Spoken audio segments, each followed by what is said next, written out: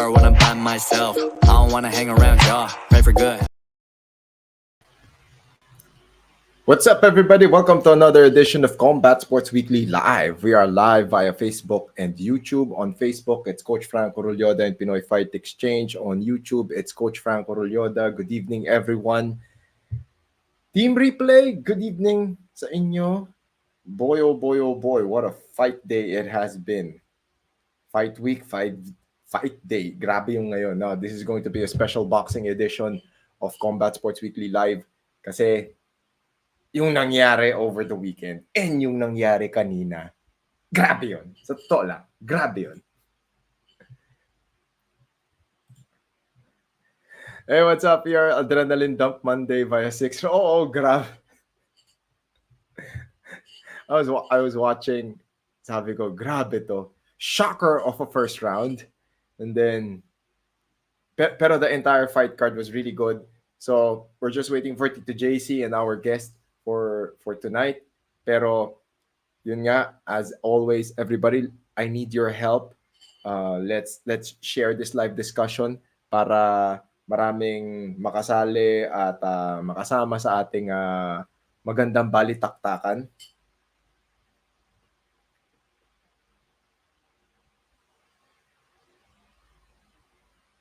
Yan. So we're going to what is this? Yan. Admin work muna tayo. Let's share this live discussion so that everybody can join, everybody can be part of this discussion. Grabe lang. Wala akong masabi. Ang ganda nung, I mean, everybody's been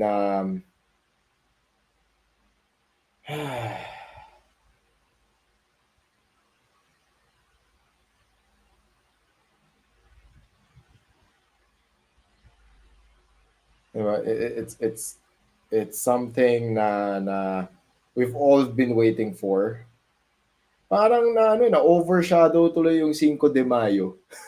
Na-overshadow yung 5 de Mayo na event ni Canelo. Pero we're gonna discuss that still.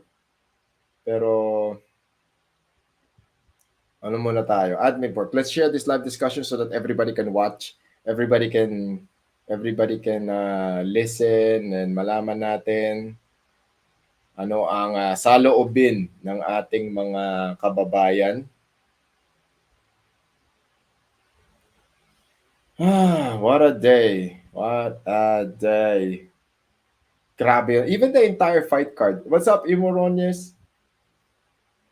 Before anything else, congratulations sa mga nanalo sa UWW, United World Wrestling, that happened at the Tagaytay City Combat Sports Stadium.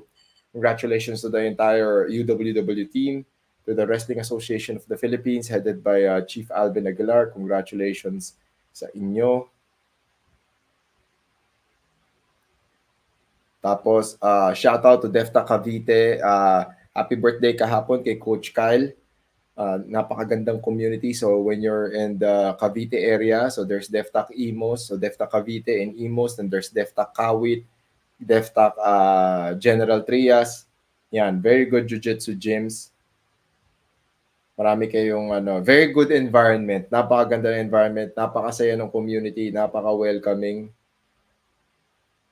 Ano pa ba? So, wait a second. Hold on. Ooh. Ayan, what's up? From Harvey Lianan, shout out coach from Beyond Kickboxing. We are rising, kick weekly.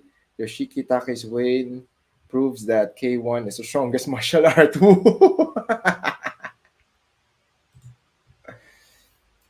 Ganda lang naging laban, solid pang fight of the year sana kung tumagal pa si Nery. Nery, sir.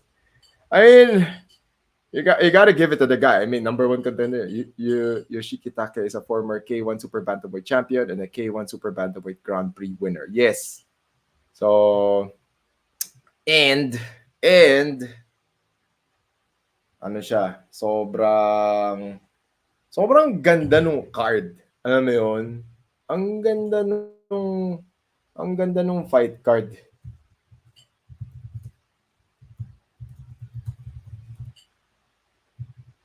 Ayan teka lang, para lang hindi tayo magkamali, okay? Para lang hindi tayo magkamali sa mga ano natin. Yeah, let's make sure na we got this right. Pero that was a really good fight card. It featured a lot of Japanese fighters, a lot of really good Japanese fighters. Mm.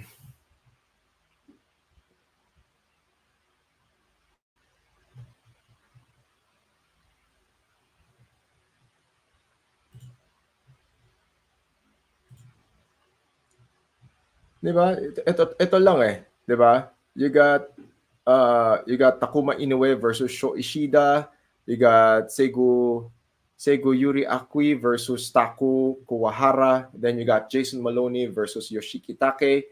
And then the main event is Naoya Inoue versus Luis Nery. Itong 1, 2, 3. Itong apat lang na to panalo na eh. I mean, these 4 fights are all bangers. They all delivered. It was amazing. So whoever made the fight card was really, really good. Tapos, syempre, di ba? Syempre, di natin maiiwasan na maraming speculations, maraming predictions. Oh, yeah. Puro mga Hapon na yung champion sa bantamweight, di ba? And we'll discuss that in a bit. Tokyo Dome has so much history for Japanese fight sports. Ayan, K1. Oh, yeah, 97-2006. K1 was held there, yeah.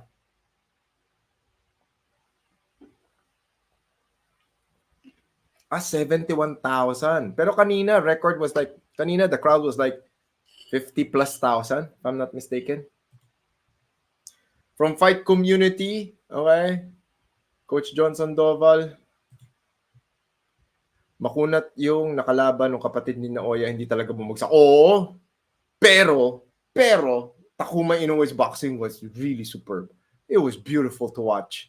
Grabe.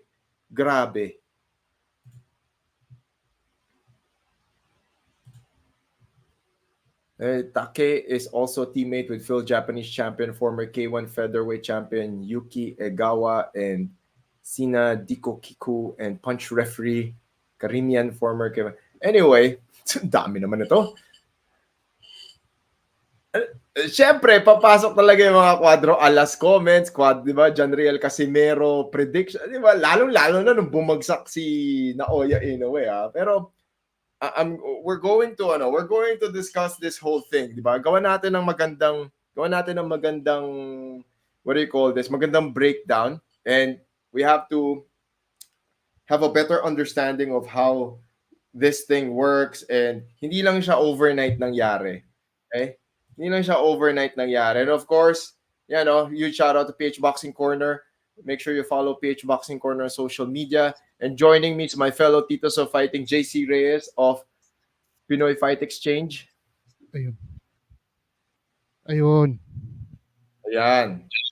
Hindi pa naman problema sa audio. Kaming mga namong problema ang nagkaka-techie problems. Kanina. Mukhang maganda may studio tayo, kaya lang hanap tayo na. Diba?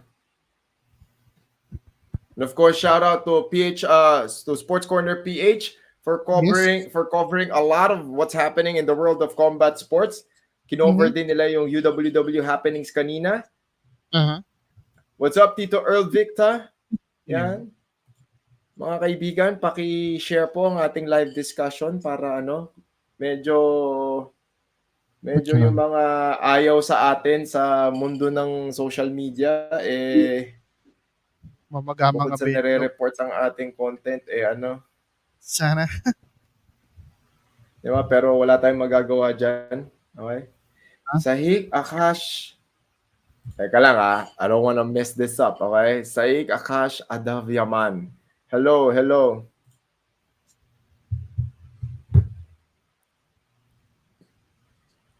We're gonna make sure na everyone benefits from learning the lessons of this fight card and this boxing program. Yan, kaway-kaway din po at welcome sa mga fans ni Riel Casimero at ni Cuadro Alas. Sigurado marami na namang magiging speculations dito. Teka nga, may nakita ako sa hindi ko teka, titignan ko yung page ni Cuadro Alas Para meron sila mga reaction kanina Sigurado. Because of that Sigurado yan, nung bumagsak. Ayan. Titignan ko, alam ko talaga sigurado nung bumagsak si Inoue. Ayan, kita mo. More talking points to Maraming nag-celebrate nung na-knockdown ng ganun si Inoue. It was a very clean knockdown. To be fair kay kay Nery. The thing is, matibay din talaga si Inoue. I mean, he was nakatayo agad siya. Naka-recover agad and naka-recover. Tried na makabawi. Medyo doon bibilib Pero nung tag dito, no second round na, yun na, pinakita niya na nope, yung knockdown na yun, okay lang yun. Parang ang dating sa kanya, kinailangan ko lang ma-knockdown para ma-feel ko kung paano yun. Kasi first knockdown ever in his career yung Ever in his career, di ba? Parang lang yan, tawag dito, yung he got hit at the right place at the right time. Yung button ng tao, yung sa panga, di ba? Yung button sa panga, bagsak lang talaga. Kahit sino babagsak doon. Ang pinaka-importante, naka-recover siya, nakatayo siya kaagad. Di ba? And kumbaga, from Derek Clumsy Boy Wagas, flash knockdown lang yun. Di ba? Ang bilis Bang! Pero you gotta give it to Inoue. Nakatayo siya kaagad, what do you call this? Naka-recover. He adjusted after that knockdown was just, out of this world, kumbaga. Kasi parang yung nangyari din kay Takuma Inoue before that Yung laban ni Takuma Inoue. Knockdown din pero diba? I mean, he finished that fight. Diba? Yan yung natin, pag-uusapan natin yan. Ayan. Dito tayo sa professionals ba do sa 500k basura na. Okay. Parang salamat po sa tiwala. Para may narinig na rin kaming ganyan. May nagsabi na rin sa amin yan. Okay. From Alteo, I don't know how to, okay, from Alteo Fel MC, mas mag-improve pa yung Inoue next fight. Oh yeah. I mean, kita naman natin nalusutan talaga. Saan nalusutan siya doon. Very, very clean. Anong belt ba to? For 100, di ba?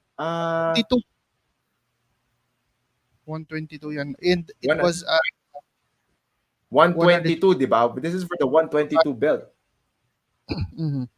Di ba? It goes na nag-translate yung power ni Inoue, di ba? Tapos ang is what happens when you have a very Go.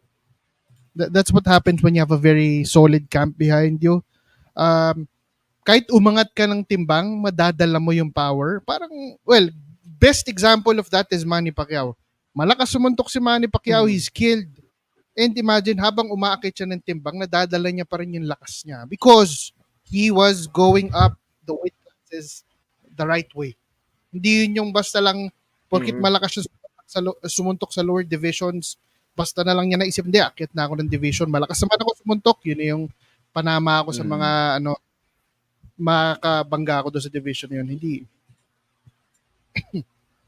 Diba? From Saik, Akash, Adav, Yaman. Mahilig ang Filipino sa maangas kahit di naman pang legend status ang quality.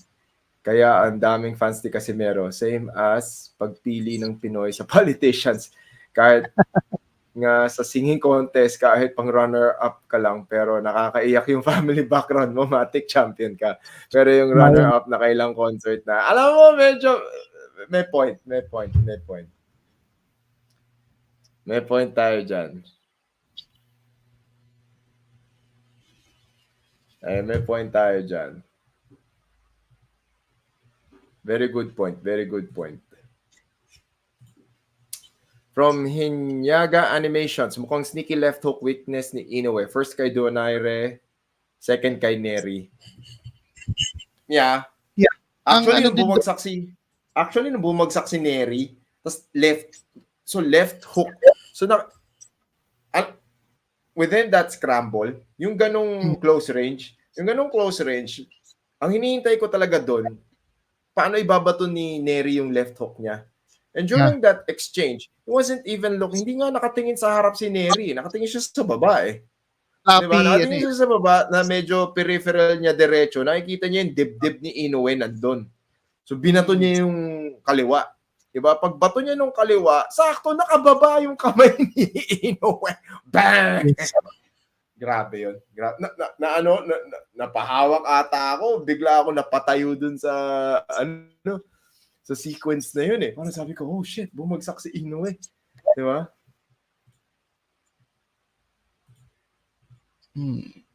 Well. Oh, yeah.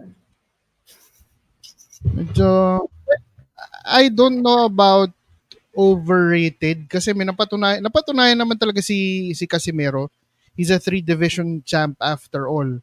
Overhyped, yun ang I would think personally, lalo na sa makikita mo on social media, that's more likely what he is. Medyo na overhyped talaga siya. Ang problema dyan, if in his next fight he loses dahil sa overhype na ginagawa ng mga content creators, what's gonna happen to him? Yun ang that's the saddest part. Nakita na natin yan in other boxers in other Filipino boxers. Sila Boom Boom Bautista noon, sila madami na overhyped tapos wala na. I mean, tapos binabasura na sila ng mga fans. Ito na nangyari mga Filipino boxing fans medyo talaga. Ang problema, ako talaga, bumagsak kasi si Inoue eh. Alam mo yun? Bumagsak si Inoue. So, ibig sabihin, di ba? Ito yun eh. Ito yung nagbigay buhay eh, di ba? Ito yung nagbigay buhay, sigurado, sa lahat ng Casimero fans at sa lahat ng kung sino mang gustong lumaban kay Naoya Inoue ngayon. Kasi for the longest time, naisip ng mga tao, parang ang hirap pabagsakin ni Naoya Inoue. Tapos biglang ito, bumagsak. Di ba? Kahit sabihin mong flash knockdown yun, wala, na-expose ka. Parang pinakita ngayon, everybody's going to watch that tape. Everybody's gonna study that sequence. Diba? Panonoorin nila ngayon, paano sinetap at anong angle, anong itsura, anong timing yung gagawin mo ngayon para ma-setup yung left hook na yun. And yung dyan, yung thing dyan is, kasi nag-announce na agad ng possible next opponent yung camp ni Inoue. After the fight, si Sam Goodman. Sam Goodman. Yes. The thing is, si Sam Goodman, yung alam kong isa sa tinitingnan ng team Casimero na next opponent sana. Oo nga kasi like, man. Yung mga tinignan nila, si Nery, si Sam Goodman. Hindi ko nga alam ba't hindi nila tinitingnan si Ahmad Aliyev eh. Tsaka si Fulton. Mahirap sa Ahmad Aliyev eh. Yun na nga eh. That's the thing eh. Kasi parang if you look at his past 3 opponents, parang alam mo yun, low risk, high reward opponents. Yung mga kinalaban niya. At this point, sana talaga may makalaban na lang eh, di ba? Sana talaga makalaban na lang eh. Kasi lumaban siya. Yun na yun. Di ba? WBC. Kasi, sige, let's tayo dito. Paunlakan natin syempre Pinoy tayo eh, 'di ba? So tingnan natin yung what's up, Gab Ferreras? Binati ko kanina, Sports Corner PH. You guys are doing an amazing job. Okay, huge shout out sa inyo sa Sports Corner PH and to your team. Okay? Aabangan ko mga fanatic na magre-report tonight. Ay nako, sigurado yan, marami. Wala na akong magagawa dyan. Yung pinakita ko kay JC yung restrictions nung page ko. Ang Unfortunately. Diba? What's up, JP Zelda? Ang solusyon na lang talaga is magtuloy-tuloy tayo, i-share ng mga tao, tapos, di ba, magtuloy at umangat yung ano natin, fan base, kumbaga, di ba, dumami pa yung supporters, dumami pa yung followers para para mag-spread yung word. Okay?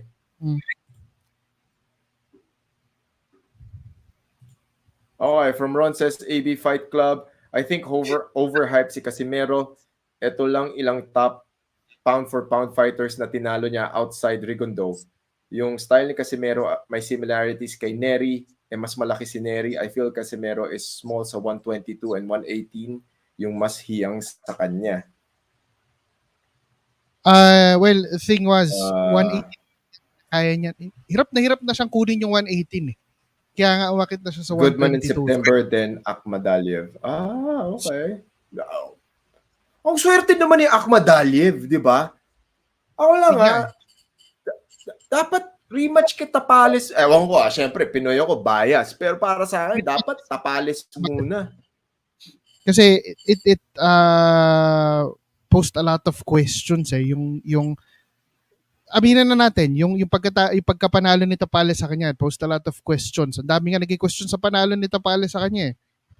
Not to take anything away from Tapales, but to para masagot yung mga tanong na yun, a rematch would be very interesting. I mean, for the second time around, pag nagawa ni Tapales yun, that seals the deal na, he proves na he's really the better boxer. Diba? Parang parang the math ain't mathing eh. Diba? So Tapales beats Akhmadaliev, then Tapales loses to Inoue. Yes. So why does Akhmadaliev get a shot at Inoue? Diba? Bakit may ganung senaryo? Sana, diba? It's either bigyan mo ng rematch si Tapales kasi dalawa yung belt niya before, give him a clap back, diba? Bigyan mo siya ng pagkakataon na makabawi, or paglabanin mo di ba magkaroon ng parang title eliminator? Kasi galing sa talo si Akhmadaliev parang ang labo nun Galing ka sa talo, tapos magkaka-title shot ka. Medyo doesn't make sense Kawawa yung So, lumaban weird nun. Mandatory sa WBA.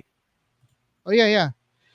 Lumaban. Mandatory. Okay, sige, tingnan natin yan para maano natin. So I went to boxingscene.com. So sa WBC, top 10. Top 10 sa WBC, Luis Nery, David Picasso, Marlon Tapales. Ayan, number 3, Marlon Tapales. Number 4, Akhmadaliev. 5 is Liam Davis, followed by Stephen Fulton, Sam Goodman, Chanoy Worawot, Brian Mercado. Pasok sa top 10 si Riel Casimero. Yes. Top 10 si Cuadro Alas. Okay, IBF, WBA. WBA number 1, Akhmadaliev, Ramon Cardenas, Shabazz Masood, Luis Nery, Israel Picasso, Marlon Tapales is number 6, Elijah Pierce, Ole Dovon, then Muhammad Shevkov, Kevin Gonzalez. Medyo hindi ko makakilala itong mga to. Medyo. They're kailangan pang for 15 na. Diba? Okay, for the IBF number 1 is Sam Goodman. Number 2 is vacant. Number 3 is Akhmadaliev. Number 4 si Carl James Martin sa IBF. Baka mauna pa si Carl James Martin. Diyos ko, baka mauna pa si... May hawak na regional title si Martin. May regional title. May WBO Global si Martin. So, number 5, Marlon Tapales, followed by Liam Davis. Number 7, si Riel Casimero sa IBF. Okay pa din Doon mo pa rin makikita. Pasok sa top 10 pa rin si Riel Then, number 8 is TJ Donaghy. Number 9 is Toshiki Shimomachi. And then number 10 is Ramon Cardenas. So we go to WBO. WBO number 1 din dito si Sam Goodman. No, so IBF and WBO number 1 pareho si Sam Goodman, number 2 Luis Nery, number 3 TJ Donaghy, number 4 si WBO number 4 si Riel Casimero, number 5 si Carl James Martin. Diba? Parang minsan isipin mo, paano kaya nila dinidito yung mga rankings na to? Akhmadaliev is number 6, number 7 si Shevkov, Elijah Pierce is 8, Dennis McCann is 9, Ramon Cardenas is 10. Alam mo yun, a very good way for this to happen. John Riel, ito syempre, Pinoy tayo di ba? Gusto nating kahit anong mangyari, di ba? Pinakamaganda, lumaban si Casimero ng isang top 10. Di ba? Dun muna. Top 15 or top 10? And ang dami ditong pwede niyang kalabanin. If not si Akhmadaliev, nandyan, wala na si Goodman kasi mukhang ice na yung laban na yun. Nandyan naman sino bang pwede? Si Dohen na lumaban kanina. TJ Donny. So kaya ito, yung Ramon Cardenas. Diba? Yung Ramon Cardenas na yan. Si Elijah Pierce. Ramon Cardenas is ranked in all four Di ba? I mean, para pang boost ng ng market mo, or si Israel Picasso, di ba? Pero yung iba kasi maganda David Picasso pala, sorry. Di ba? David Picasso. Di ba? Mataas din Tsaka, ito diba? Liam Davis. Rankings. Sa rankings ng IBF, si Charlie Edwards yung tinalo ni Casimero sa flyweight. Super bantamweight na ngayon at paakyat na rankings. Di ba? Baka mamaya, dahil sa tagal magkaroon ng laban ni Casimero, maunahan itong umakyat to. Mauna pa, di ba? Casimero is now 35 years old. Or I think parang 35 kailangan, na ba? Kailangan talaga. Pero, di ba, shout out, Cuadro Alas, it's my boy, yan. Shout out John Riel, shout out kay Coach Jason. Medyo nagpapakita sila na nag-e-ensayo sila ngayon. May mga ensayo video sila. Ingat-ingat lang sa pagtakbo sa tanghaling tapat. Diyos ko, kahit paliguan ka ng tubig, mainit pa din, ha? Medyo hindi advisable yun. Maganda tumakbo, madaling araw. Madaling araw or gabi. Sobrang init. Baka ma-heat stroke kayo. Diba? Gusto nating Pero kung sa bagay, sa Thailand nga di ba? Yung mga Muay Thai fighters doon, tanghalin tapat. Yung mga boxers doon, tanghalin tapat tumakbo Hindi, morning. Early morning lagi doon, bro. Walang tumatakbo ng... I mean, bihira Bihira. May nakikita post mo tanghali. Siya, init okay. Sabi ni Imo Roñez, Coach, lahat ng nabanggit mo, hawak lahat ni Sean Gibbons, kaya malabo. O yun din, you have to look at the Sean Gibbons, di ba? The Knucklehead Promotions na angle. Si Dohe nililigawan ng Viva Promotions ba o ng Knucklehead Promotions na ma-assign nila, pero hindi pa sa ngayon. So freelance si Doheny. So isa yun sa mga possible targets. Who else? Si Elijah Pierce, nantagal nang hinahamon si Casimero nito. Last year, hinahamon na siya nito, pero wala. I mean, walang response from Team Casimero. Sino pa ba pwede dito? Basta, kung ayaw niya na nga, gusto niya, rekta niya na talaga. Nasa top 5 na lang siya tumingin. Kasi, total, mostly, nasa top 5 naman siya So, you're not gonna get title fights by fighting unranked opponents or lower ranked opponents. Pampapogi na lang yung dating. Di ba? So halos lahat pala to so ang dami dito either knuckleheads or maghanap tayo ng hindi knucklehead promotions or Viva promotions. Diba? Pero ito yan syempre, kailangan nating i-discuss yung angle na to. Kasi kahit na anong sabihin mo, pasok siya sa Casimero na conversation Kasi, dyan mabubuhayan ng loob lahat ng Casimero fans kasi nga, may knockout power si Riel. Diba? Di mo mapagkakaila yun eh. Diba?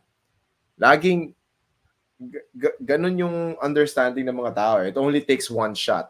Diba? However, para po sa mga Casimero fans na nanonood at nakikinig ngayon, tandaan po natin na maiba man ni Riel ng isa, bumagsak nga si Naoya, pero nakita rin naman natin, nag-recover si Naoya. Diba? Bilis no Naka-recover.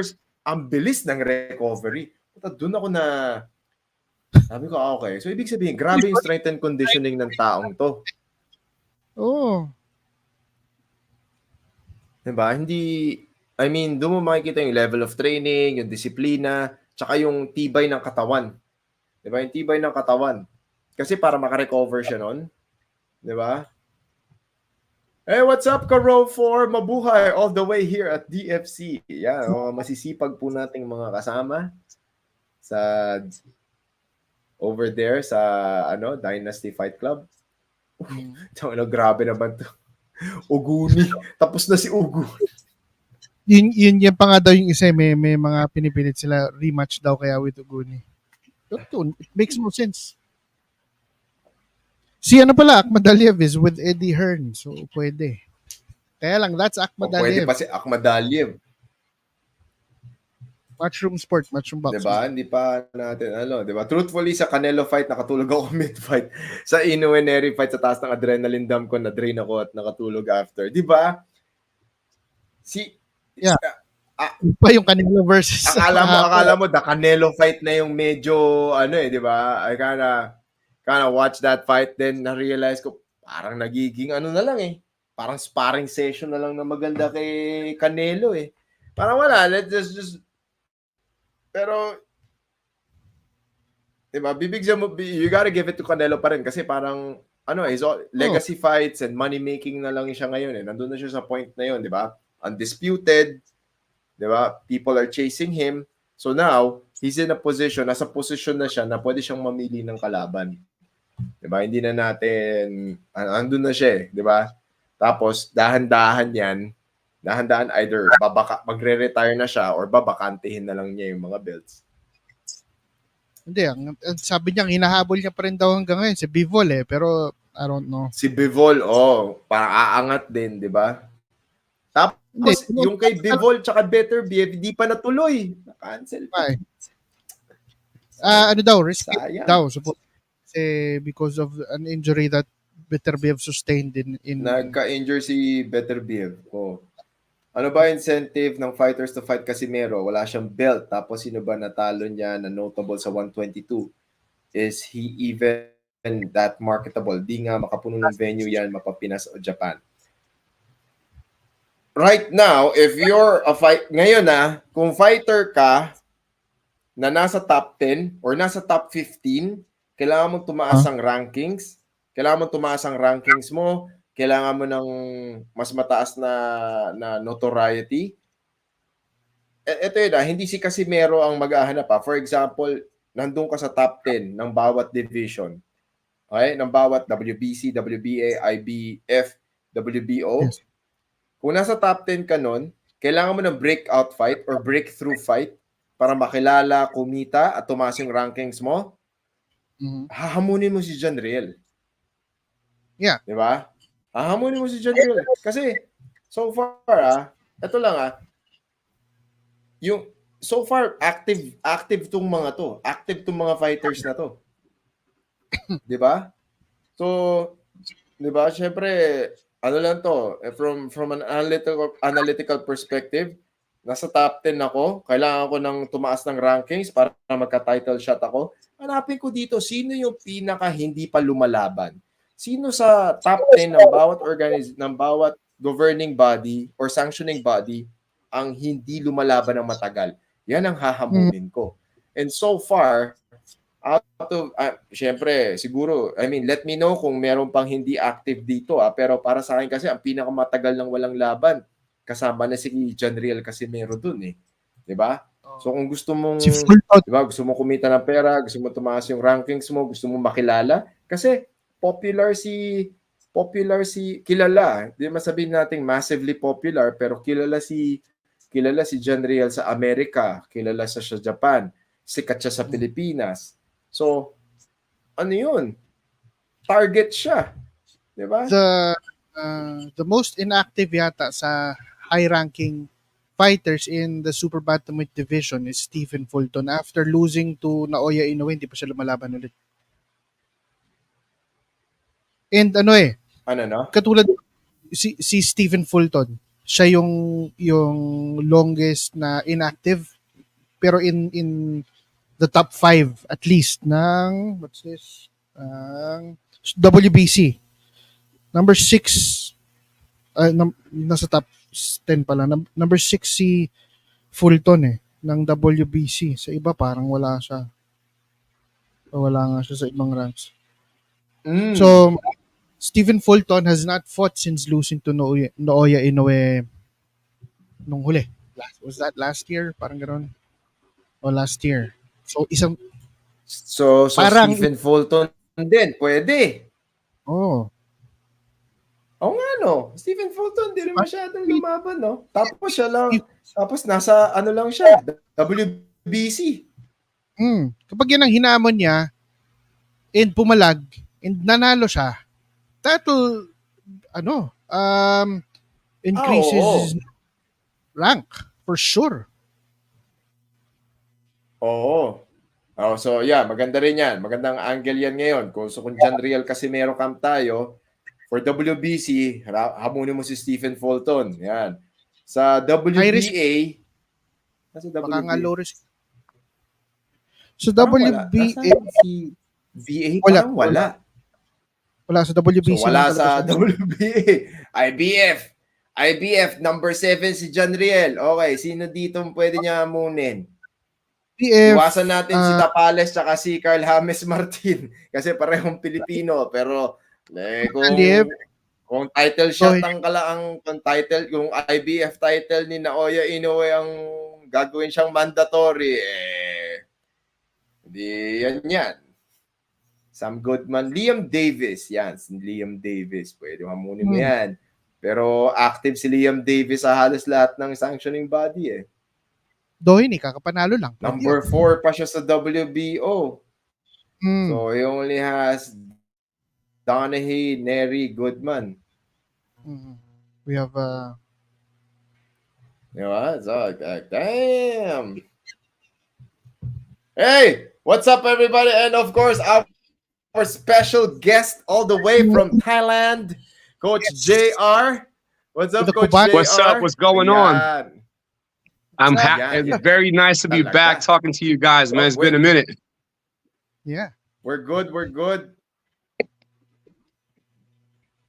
Yeah, bro. So it's been a crazy 2 days, huh? We appreciate the time. We appreciate everything. I mean, you're a busy man. Very busy. Very crazy. Super crazy. And of course, for everyone who doesn't know, Coach Jayr is the owner and the head of the Lions Head Boxing Academy over there in Thailand.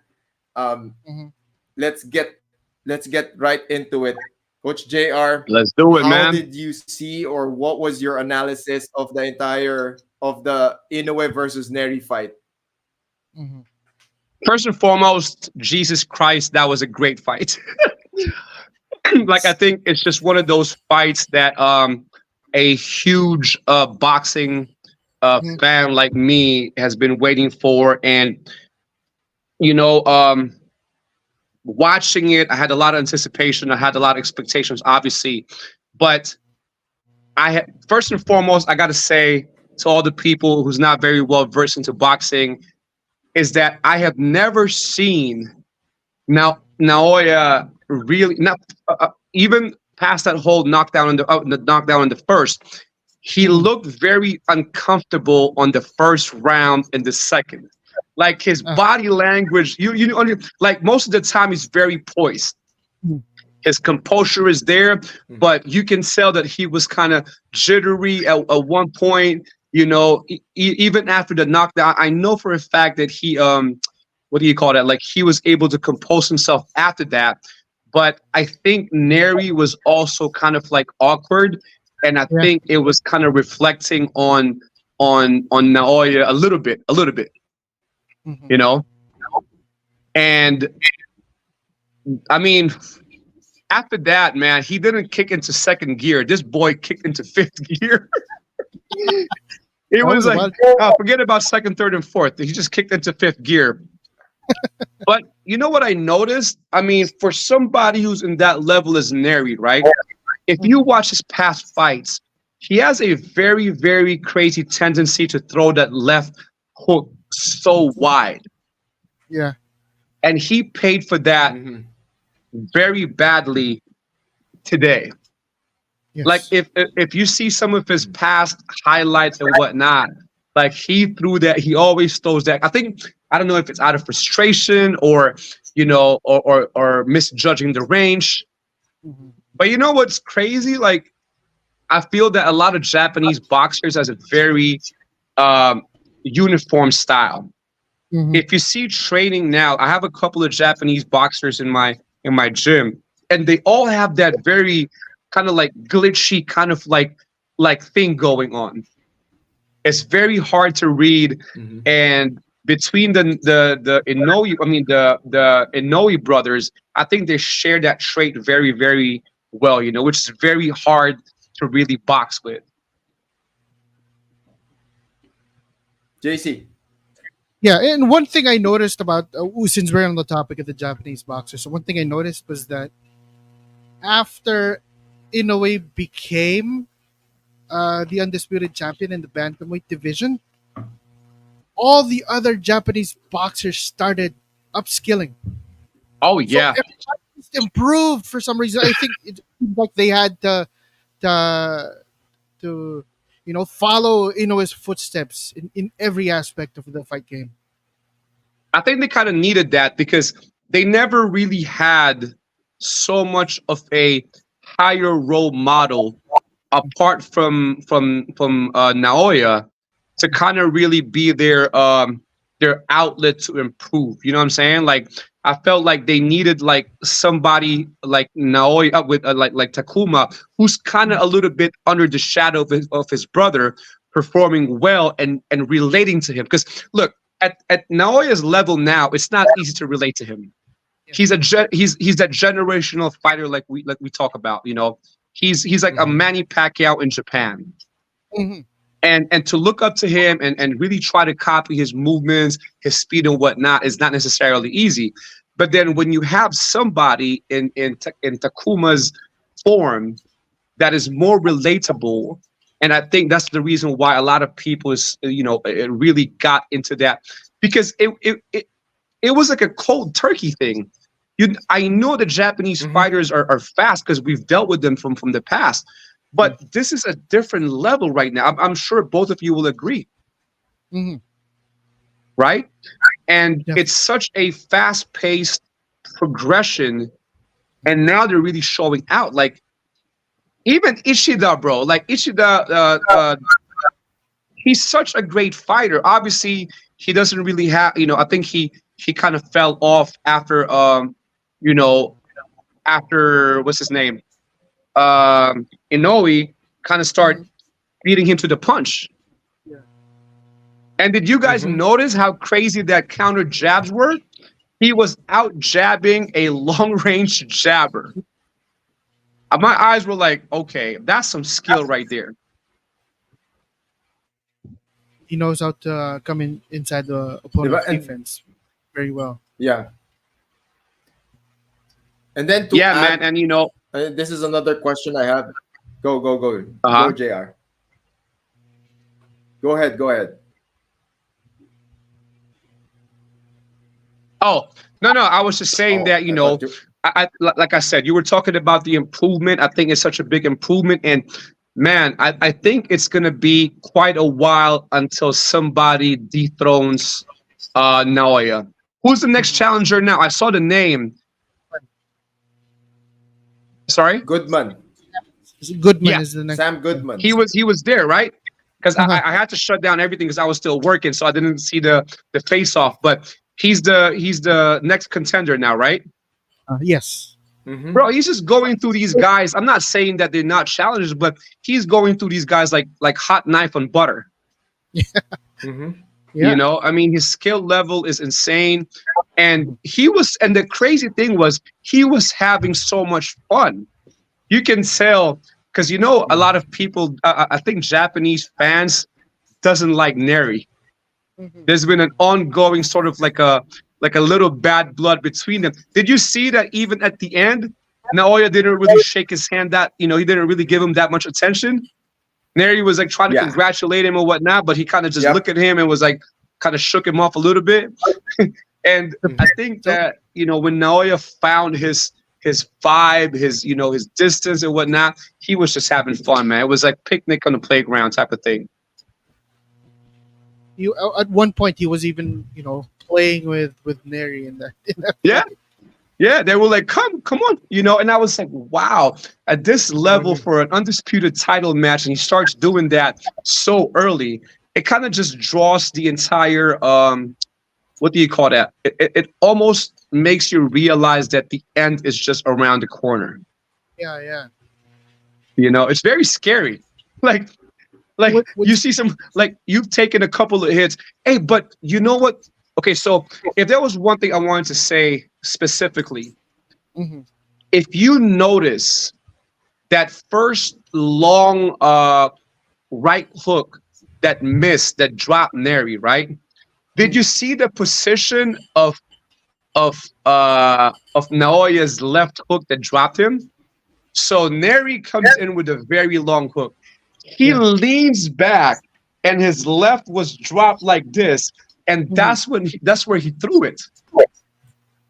There was no load up, there was no nothing. It was so short, but I'm like, how much power does this guy really have to be able to accomplish that kind of like feat? A lot of people would swing wide, but he touched him like a 2-inch, 3-inch punch, and that kind of just shows how good he is. You know who that reminds me of, those kinds of short punches? Manny Pacquiao. Oh yeah, but Pacquiao always threw shit in crazy angles. And do you notice too? I'm sorry, like his right hands, there was no load up. It was so like it's so non-telegraphic. He throws the right hand like this. Yeah. It's out of nowhere. Some crazy angles too, like angles that it's so hard to predict. Oh, by the way, Coach Frank, I really like the collaboration you had with Kumbati Boys, bro. I was watching that segment. That was dope. Yeah. I was like, what? I appreciate that coming from you, bro. Appreciate it. Hey, man, no, I think it's such an eye opener for a lot of people, especially the one that played the clinch game. Because let's admit it, man, like a lot of people don't know how to clinch in boxing. Like they, especially like in higher levels where they don't get. I mean, like once in a while you find a referee that allows you to work from a clinch, and you don't know what to do. You kind of just get stuck there and just hold on, right? But I saw some of the segment that you did. I thought that was pretty impressive. And not a lot of Filipino boxers do that. Well, coming from you, bro, I appreciate that. Nah, man, for real. Like I've been man, JC. like I'm steady watching you guys and everything. I like the Kumbati Boys, bro. I think they got some stuff going on, and I'm starting to become a big Doc J fan. I think he's he's a good coach, and I like his style. He's very, he's one of those guys that reinvests a lot in his boxers, in the gym equipment and stuff like that. And I know they're pretty minted. What are they owners of again? It's like the Omega something, right? Yeah, IPI Corporation. Yep. IPI owns the Omega Painkiller. Oh, word. Okay. Yeah, he's pretty fly with his stuff. You know what I'm saying? He always got the Mizunos, he got the Grands and stuff like that. He got the shiny Grands. I was like, all right, I see you, Doc J. It'd be nice to like hook up with them once I'm in the Philippines. Oh, by the way, just one quick thing. So everybody who's watching, who was expecting me to come down there, I want to publicly apologize to everybody that was waiting for me to do my seminars, because my mom had she had a slight stroke, and I really had to take care of her. And she's got an operation coming in on June. Oh, So I just wanted to like take care of her for a little bit, and then right after that, I'm gonna go straight into like planning the whole thing again. Coach Goodbye is like, when you coming through, man? He's the one asking now. wondering when you would be coming to. I mean, it's like it was supposed to be this week. So, but when I found out the reason, I was like, Yeah, it was that's supposed to be this week. Yeah, it was a I think for anybody, man, it's kind of like a scary moment. You know what I'm saying? Like that really put me in check a whole lot of things. But she's doing well now, so I'm back to planning my trip again, which is pretty good. How's the how's the what do you call that? The Casimero fans right now. they're going wild because of that first round knockdown of They Inoue, had a of little course. ray of hope, huh? Yeah, yeah. They think that if Nery was able to do that, anyone can. I mean, that's Right. true, but it depends on how well you plan the application of that technique, right? I mean, it's not something that you can just do because you thought of doing it. Yeah, yeah. But I wanted to ask you because I'm not really a big follower of. I mean, I I know Casimero. Basically, he came to Thailand on the low, and he sparred with one of my boys, Jackie Yotsanan. So Yeah. I had the first hand report. Hmm. But he spars very hard. He's a very heavy-handed fighter.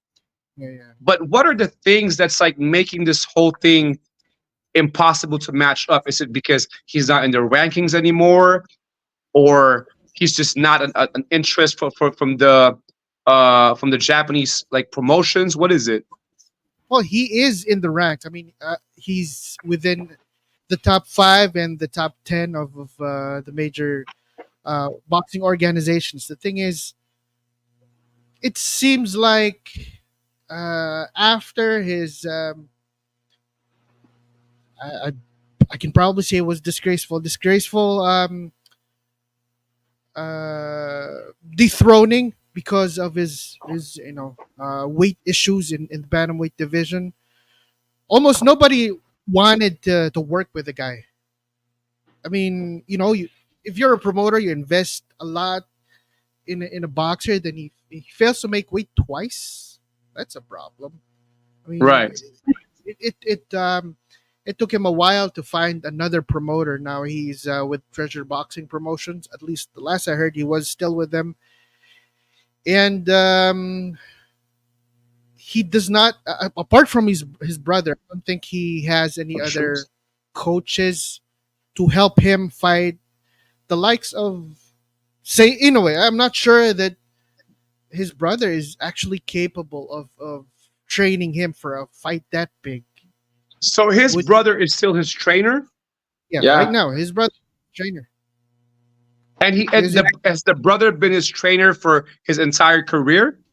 No, well, no. the times that he became champion, he had 3 different trainers. One of them was Nonoy Nery, Manny Pacquiao's trainer. Oh, Yeah, he was not.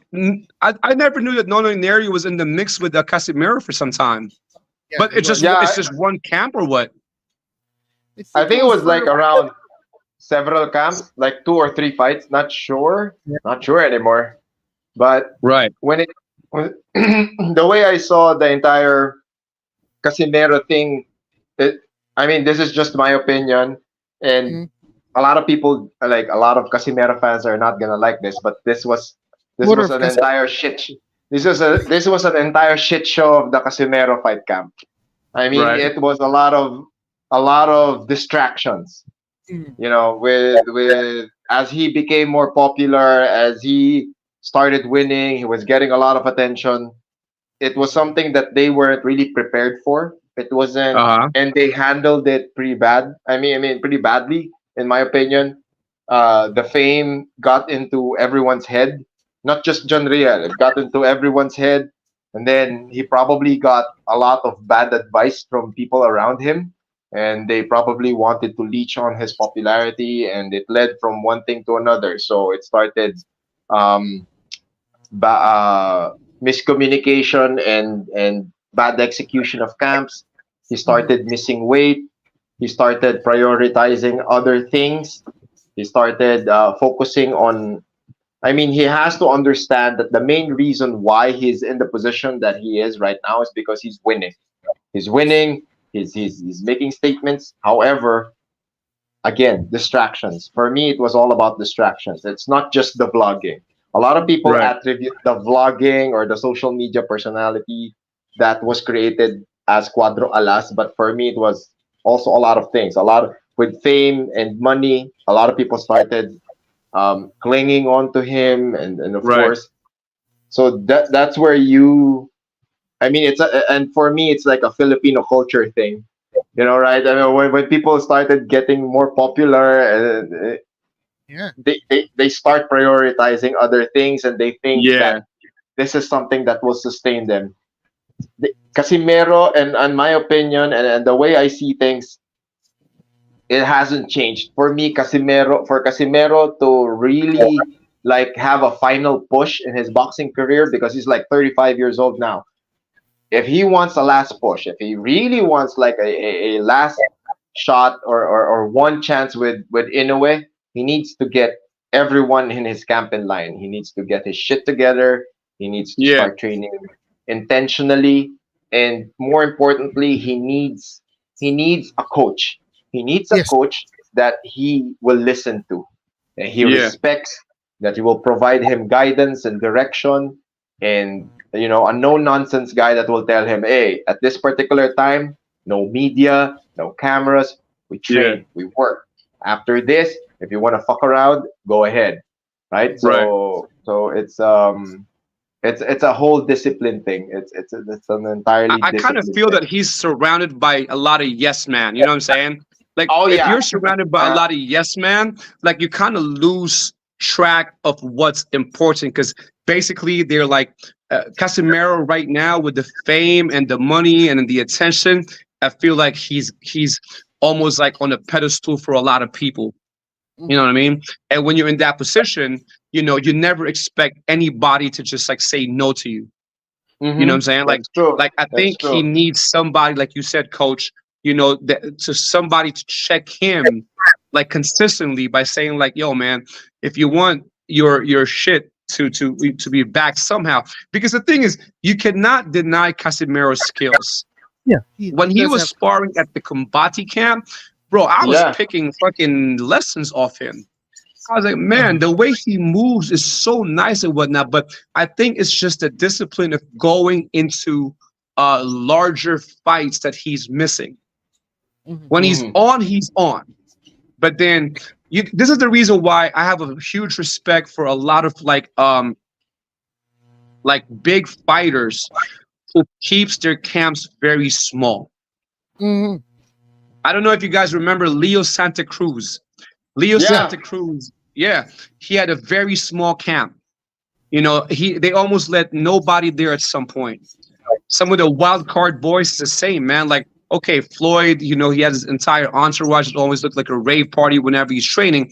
But at the end of the day, for you to really like take out the unnecessary distractions as you're getting up on that level, I think that's a different kind of discipline. Hmm. You know what I mean? Yeah. And I I think mean, I think that's what Casimiro needs. to add to what I mean, that Kumbati video and the Kumbati like mid session with Doc J, and when I was there because after a few months I went to Cebu. I went out with the Kumbati boys, and they said Casimero's a different animal when he's in the gym. Mhm. His persona changes, his demeanor changes, the body language changes. So you see Yeah. that shift. So it simply Mhm. means that Casimero is capable of making that shift. Yeah. He's Oh capable yeah. of that focus. So now it's just a matter of sustaining that level of focus and discipline for, like, let's say 3 to 4 months. Have a serious camp, treat this fight as an actual like world championship fight, and work your way up again. Because Mhm. and these are like, so you got Coach Jayr, who saw a lot of really good habits. And this is me talking with the Kumbati people and them telling me that yeah, he's a totally different animal when he's in the gym. The demeanor changes, Yeah. the atmosphere changes. You know, when he's on, he's on. Okay, and Yeah. I had to switch to my phone because you guys were lagging. So let's circle back to the Combate experience. Yes, I totally agree with Coach Jayr. Yeah, when you're in Cebu, well, let's definitely hooking you up with Doc J. That guy. I mean, the main reason why we're good friends and we understand each other is because we're on the same wavelength in terms of training. You know, Yeah. there has to be innovation, there has to be continuous improvement, and at the end of the day, we're doing something for the community. At least everything I learn, everything I teach, everything I share, it's always for the upliftment of the community. Whether it's in MMA, in jiu-jitsu, or in boxing, it has to improve them. Uh, at the end of the day, training fighters, whether in striking or in MMA or in grappling, I saw the importance of. I mean, I grew up in boxing. I started boxing when I was like a kid, when I was like 7 years old. Right. Right.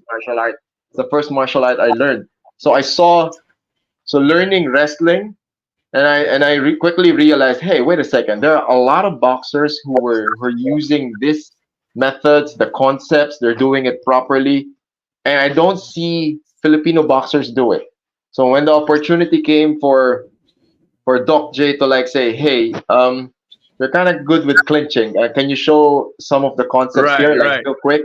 So might as well, you know, if I'm on a business trip to Cebu or if I'm visiting my teammates on Cebu, why not stop at the gym? And you know, the Omega Boxing Gym is really really beautiful. You know, so I Right. go like, okay, what's the sense of watching training? Might as well join them. So it was Right. a very good experience. I learned a lot from Doc J.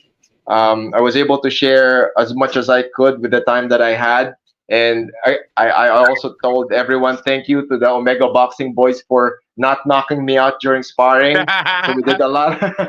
So we did a lot of situational drills. Because you know, bro, if I'm in a boxing gym, I'd spar the boxers, bro. Might as well. Yeah, for sure. I think that shit comes out again. You know, it's like riding a bike. But you know, like, so we're going back. I mean, this is a personal question for you guys, because obviously you follow the Filipino boxing scene, and I know I've asked this question before as well. If there was one or two things that both of you will suggest, say for example, you get put in a position where somebody be like, okay, you know what? Let me get your opinion that I will actually follow on how we could make the Filipino boxing scene or the boxers better in one or two ways. What the fuck? Then that question goes for both I of you was because you supposed to guys are ask you that question, bro. No, because look, I follow you guys a lot, and I hear all of the conversations, and I see all the conversations online and whatnot. And my personal feeling is that, look, you know, I dedicate myself to my sport, I dedicate myself to my craft, but at the same time, I feel like, you know what it is too, right? Look, I feel like a lot of Filipinos nowadays, especially the one who doesn't have that kind of name, they're just being constantly flown into different countries to be the side B opponent. Yes. Yep. True. They're becoming a stepping stone. And I understand that's part of the business, but because there's so much boxers in the Philippines that, you know, like generational talent is becoming lesser and lesser by the decade or by the year, if anything. And right now, okay, so who's the top seed right now? There are a lot of really good Filipino boxers right now, but they're not as popular as we'd hope them to be. So, Right. number one Is on it my because list of is management? Charlie. Is it because of promotion? Promotion, more. Those too, they're not very fan friendly. Some of them. So a lot of it is the personality of the fighter themselves. So, for example, a huge reason why Riel Casimero is very popular is because he can talk. You know, Yeah. he can talk shit. He's a I mean, in reality, he's a nice guy. Oh, I know Riel. He's a very nice guy, but he knows how to sell fights. He knows how to talk trash. He's very confident with the microphone. Filipino boxers in general, you give them boxing gloves, They're they'll show you what timid. they got. Yeah, Yeah. they'll show you what they got. Give them a microphone, they'll freeze. I think that's one of the Yeah, problems. One I of the can definitely problems. see that. I think Filipinos in general are not necessarily very outspoken. You know, Yes, like they can tend to be very humble, but that yes, humility also crosses over to being timid.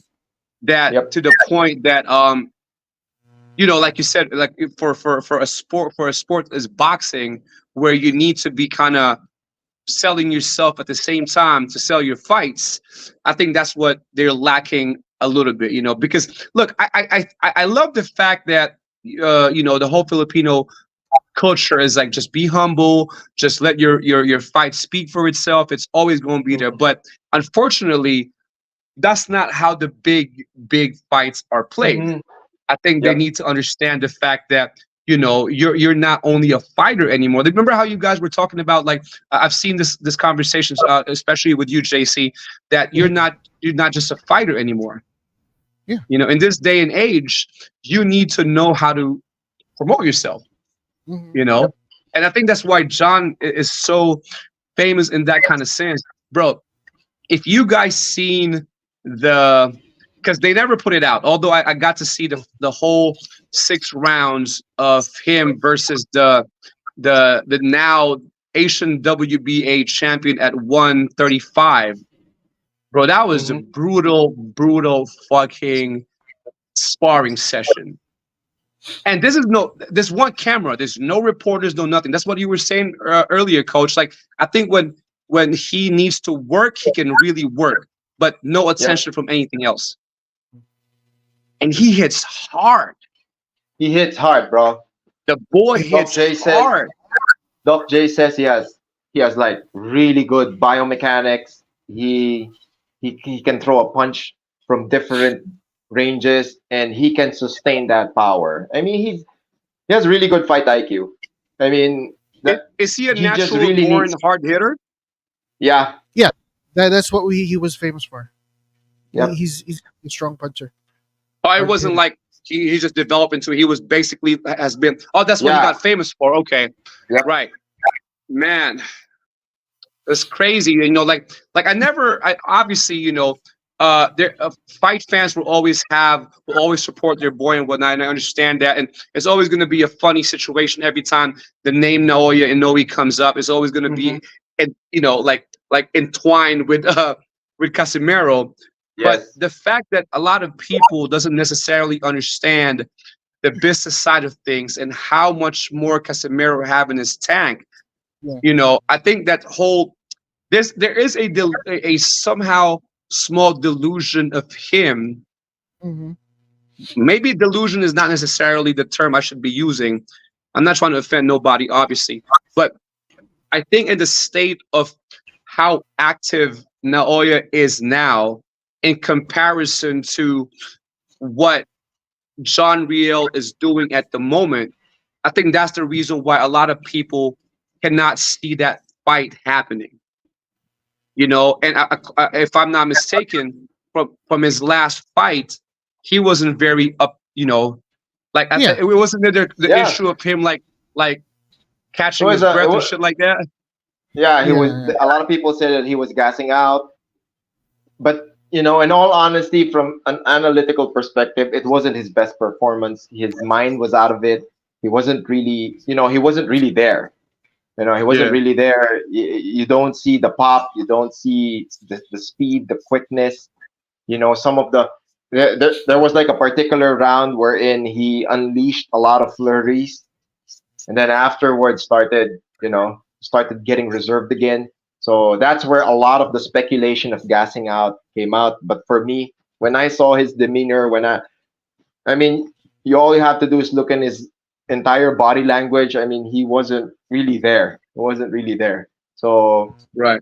and for me, that entire, I mean, we discussed this. We discussed this fight. Afterwards, I said even I think this was the fight with Oguni. I mean, the referee helped Oguni I mean, the referee saved Oguni from that fight. I mean, that headbutt was not really a big headbutt. That small cut wasn't really enough to stop that fight if it Right. happened elsewhere. But it is what it is. So to I mean, to answer your question, I mean, for me, the main problem with what's happening in Philippine boxing right now is there has to be a mindset shift from both Mm-hmm. the coaches, the promotions, and the fighters. So for the promotions, every promotional outfit has to evolve. It has to adapt to the times. It has to. I mean, I see some promotions who are doing this, who are spearheading this.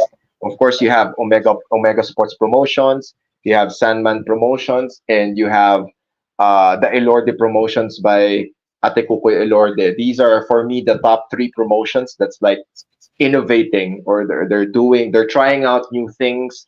They're doing their best to reach new audiences. Now, for the coaching side, I've always advocated and I've always told people, as the sport evolves and as the athletes evolve, the coaches have to evolve. We have to, as coaches, we have to continuously develop and find out ways to get better. I mean, the Mm-hmm. way some Filipino coaches train their fighters during the 90s are still, I mean, they're Yeah. still using the same methodologies, you know what I mean? From training in the morning or sequencing training down to load management, down to cutting weight, bro. A lot of the things that they've been doing, or these are their quote unquote tried and tested methods, they think that this is what will work up until now. They haven't really accepted the fact that there are other ways of doing things. That's where me and Doc J agree on a lot of things. Right. He has a very scientific approach with training, and those are the things. A lot of our conversations are regarding training methodologies, A/B testing, what works and what doesn't work. How can we Right. incorporate, like for example, the training that we did, how can we incorporate, or how can they take advantage of clinch situations? We can discuss that or break that down a little bit further later. And then for the fighters, just to add to what Coach Jr. said, it's a different ball game now. And this is what I tell boxers, MMA fighters, kickboxers who want to be professionals. You're no longer a fighter. You're not just a fighter. You're a brand. Yes. If you want to play, I mean, if you want to be popular in this sport, you have to play this game.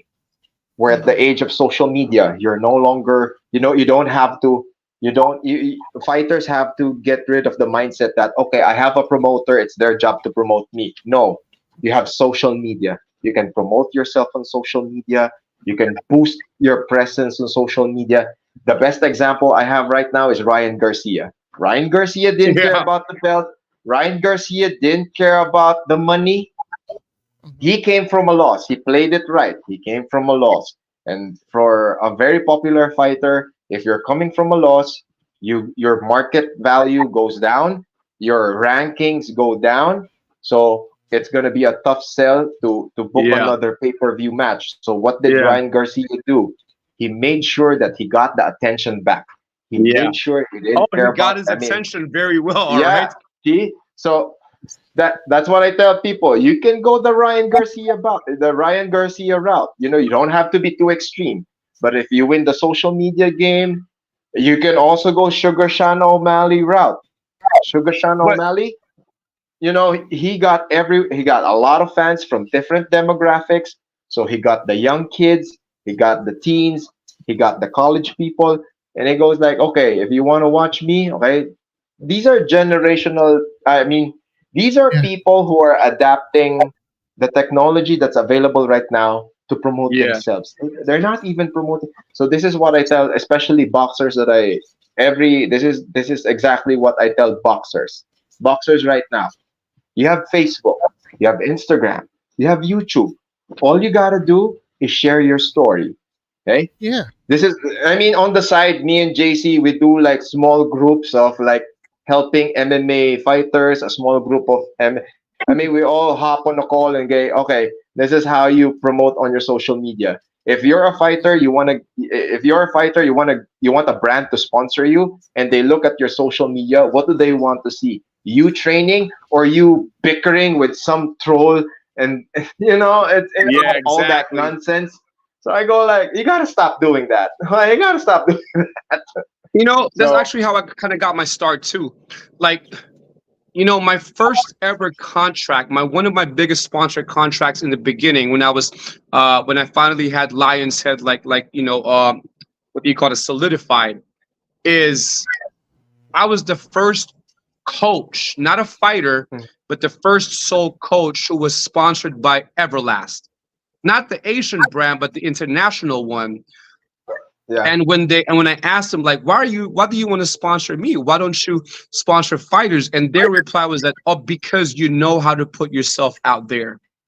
Like, to us, it's not just a matter of like being a good fighter or whatnot. Obviously the brand needs exposure, and that's the same reason why they did that. And then if I tell you the story, so the deal with Everlast went a little sour. We parted ways, no problem.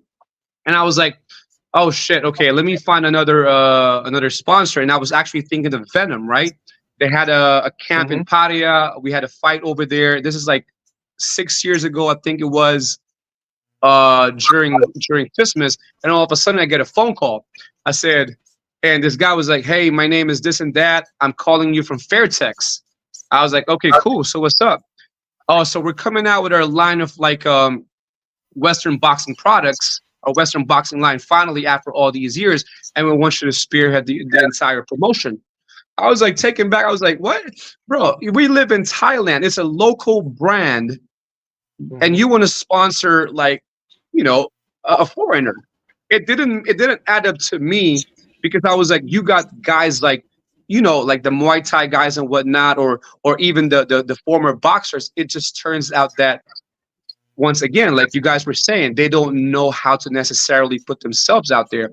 But I wanted to ask you guys as well, do you think that them not being able to do that, because like nowadays on social media, a lot of people are choosing to be the villain. They don't give a flying fuck anymore if they want to be, if they did the clown that gets clowned. As long as they get the exposure. You got all these. One of the most annoying ones to me is this guy, the guy that says, Papi Muñaño. I don't know if you know that. They go up to grocery. See, Papi Muñaño, you know what I'm yeah, talking about, right? They go up on groceries. I'm like, this is the most annoying dude ever. But bro, he gets so much engagement. But that's what I'm saying. Nowadays, like a lot of people, especially the younger generation, they don't mind being clowned anymore, because the clowning equates to finances. Yep. Exposure is exposure to them. But do you we're in the think the attention reason economy. why some people can't be that boisterous or larger than life type of character is because of the Filipino values that they carry? A lot of it. And then Yeah. a huge chunk of them don't know how to execute, and at the same Yep. time they're very hesitant. A lot of them, they have a shipping problem. They call it, I mean, in marketing, it's like a shipping problem. So, for example, you tell them to make a video, they tend to overthink a lot of things before, and they end up not making the video. We have a Right. ton of really, really good boxers, fighters, and I mean, that's one of the main reasons why we created the show. Like, for example, Charlie Suarez. Charlie Suarez is the fucking boogeyman of the 130-pound division in all of Asia. He has all the I regional see belts, him. bro. See? But very soft-spoken, very humble, very nice guy. But, bro, this guy has very high fight IQ, very good boxing skills, and he just got signed by Top Rank. After campaigning for a very long time in Southeast Asia and Asia, this is the only time that this is the only time he got the attention of Top Rank in the United States. So I really hope that he has enough time, because he's not getting any younger. But bro, if you're asking me who's the number one guy in the Philippine boxing scene right now, Charlie Suarez, bro. Charlie Suarez. Charlie Suarez. Yeah, I've seen him. I've seen him here and there. I haven't really followed him that much, but he's definitely creating waves. Oh, JC, I wanted to ask you a question, man. What's up with I think, is he starting to make waves? Do you know that Pacquiao's son The Oh not yeah, not yeah. not Yeah. Emmanuel. Yeah, the No, other guy. Yeah, the other guy. the other Emmanuel. Good is this kid. Yeah. Uh, well, I have not exactly really seen him get tested that well yet. I mean, He's had like 3 fights. 3 or 4 yeah, fights. Oh, you know, okay. Not a he's lot fighting. then yet. Yeah, but the difference is he's being trained. He's actually being trained by Manny's guys. The thing with the other with Jimwell, he's in the States. He wants to build his own name there. He's trying to train with other guys, and this other kid, this his other kid, Emmanuel. I don't think he uses the name Pacquiao. He goes by the name Emmanuel Bacosa, and Yeah, Yeah, yeah. no, that Something one, with a that B, one, that yeah. one. and he's training at Pacquiao's gym in Davao. So Pacquiao's guys are actually training him. He But I've seen him also with Pacquiao, like in the ring, like Pacquiao was giving him some tips and stuff like that. yeah, because the So kid wait, has a hype behind him, sort of. so he's only 3 fights in, but do you think, like, considering what he's done, have you seen all his fights? Yeah, I've seen his fights. I mean, he's still very raw. That's what I can say. Right, right. He's not very refined yet, in a sense, but hey, man, like, what I respect the most is that uh Jim Will. I Hmm. think Jim Will has done such a great job of trying to um come out of his dad's shadow. Because I'm Yes. I'm sure that there's so much talks like, oh, you ain't never going to be your dad, this and that, this and that. It's difficult, man. But then I like the fact that I don't think he even like lives in the Philippines anymore. I think he Yeah. lives in LA now, Yep. and he's with Lives Wildcard it. too, right? Yeah, he lives in LA, trains at Wildcard, and then he's doing it the right way for me. Uh, He's joining amateur circuits. He didn't Yeah, really yeah. jump into pros right away. And I think like there's like a mother problem. I think Jinky doesn't want them to enter professional fighting. yeah. Oh I yeah, think it's, she's expressed her. What's funny? During the press conference of Pacquiao and Buacao, I was Mm, seated like directly behind Jinky, right? And I struck a conversation with her. I was like, "Hey, ma'am, how are you? This and that." And I was like, "I just got one question, if you don't mind. Like, you know, uh, how do you? What's your take on Jimwell fighting?" And she gives me this scrunchy, like, oh, and I understand coming from a mom, like oh this yeah, is the oh reason yeah. why. Who is that? Remember, Mike Tyson was saying that some of his kids wanted to go into boxing, and his response was like, "You must be crazy. What is wrong with you? Like, you are not from that. What do you call that? From the gutter." Like his Hmm. his his mindset with high level boxing is that from his days that if you have the necessities, the good necessities in life, you will never have that kind of hunger for boxing, because as we all know, like, we call it the poor man's sport.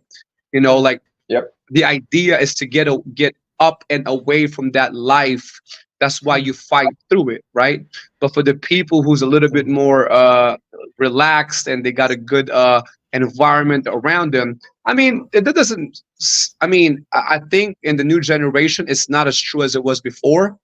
But I also think that a lot of people are rushing into the pros now because of what they see. I think the yes. Yep. examples Pros. that's have you guys ever watched this Netflix documentary called I think it was Southpaw. I'm not sure what it was, but maybe it was Southpaw or something like that. But it was a Netflix documentary on amateurs and pros in the US. So Hmm. like, a lot of these pros are now saying, like, why the hell would we, the young pros, why the hell would we waste our lives in in the amateurs for a freaking gold medal, Yep. fighting for the country, when we could Yeah. start making that real money? And Yeah. to Yeah, a that's point, true. I understand him, because I'm like, look, boxing is such a short-lived sport. You only have a good number of years. If you're doing good, But then, if we're talking old school, like the guys who invested a lot in their amateurs, they were the ones who actually did a whole lot of good stuff. And we're talking like Oscar De La Hoya, we're talking Floyd, we're talking Roy Jones, all the Olympians back then, or with the most current, like the most talked about record of all time, which is Vasily Lomachenko's 396 fight, record. I think that, to me, as at my age, I still think that a lot of people need to go into that, invest in their amateur careers. But because of life, because of the need to like earn, it's become that sort of like sport where they're like, you know what, I'm not gonna waste my body and my time trying to fight for a gold medal.